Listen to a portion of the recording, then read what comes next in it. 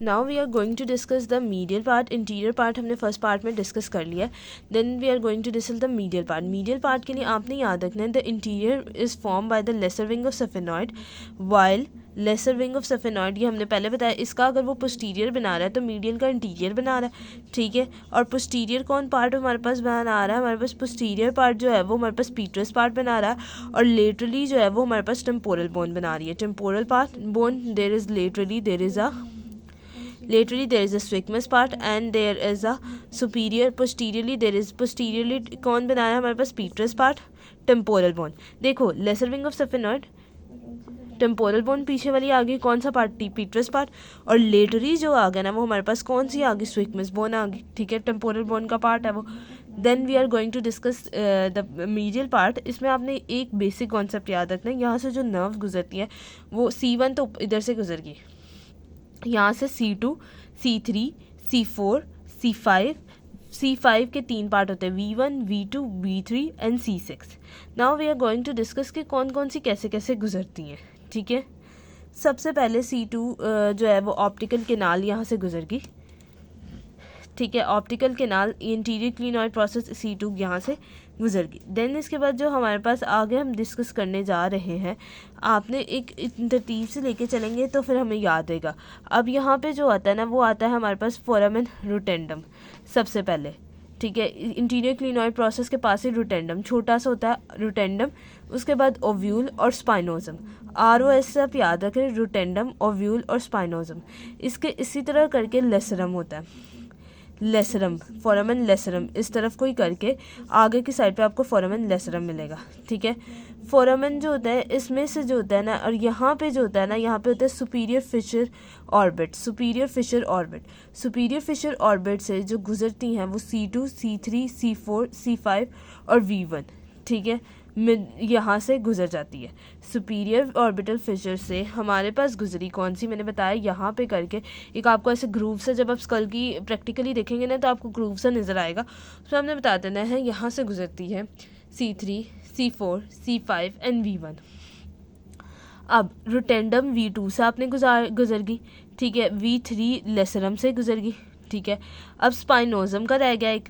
स्पाइनोजम से middle मेंजनीज arteries गुजरती है. ठीक हो गया, इतनी बात क्लियर होगी आपको.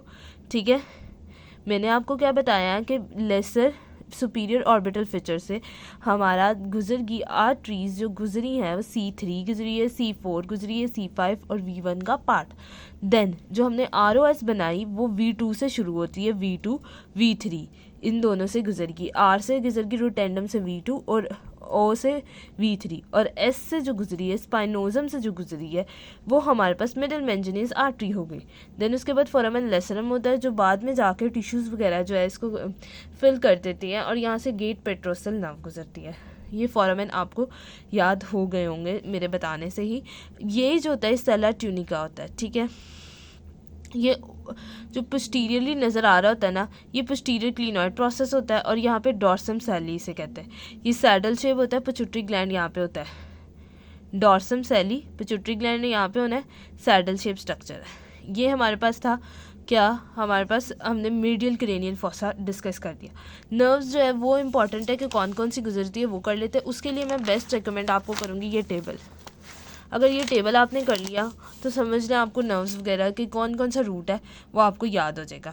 ठीक है, मैंने बताया परफोर्डेड इन ए किब्रिफॉर्म प्लेट, या भी इंटीरियर व्यू में एथमॉइड हमने बताया, और उससे ओलिफैक्टरी नर्व हमने बता दिया वो गुजर गई. फिर ऑप्टिकल केनाल बताया तो ऑप्टिकल नर्व गुजरेगी यहाँ से, ऑप्थेलमिक नर्व जिसे हमने C2 कह दिया था. ठीक है.